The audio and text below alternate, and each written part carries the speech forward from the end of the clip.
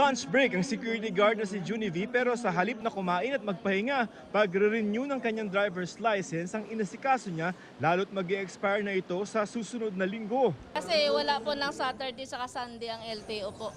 Opo. Kaya sumaglit muna po ako.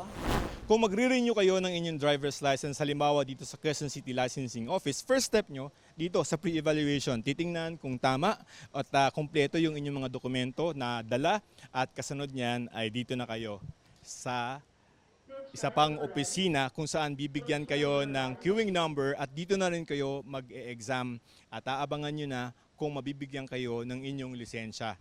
Kahit nasa bahay, makakapag-renew ang mga tulad ni Junie V ng lisensya sa pamamagitan ng online driver's license renewal.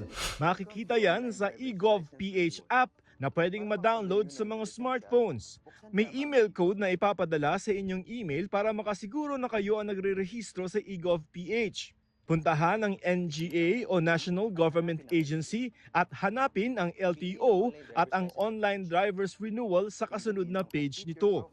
Doon i-upload ang inyong driver's license na mag-i-expire na. Online na lahat kahit ang medical examination at online driver's examination. Ito yung eye exam at yung iyong hearing exam. No, online lang din yan.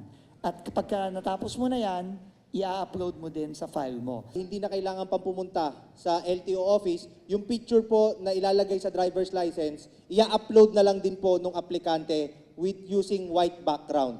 Doon na rin pwedeng magbayad ng halagang 660 pesos para sa lisensya gamit ang e-wallet o online banking. Pwedeng ipa-deliver sa inyong bahay ang inyong bagong lisensya. Advantage yun sa mga nagtatrabaho.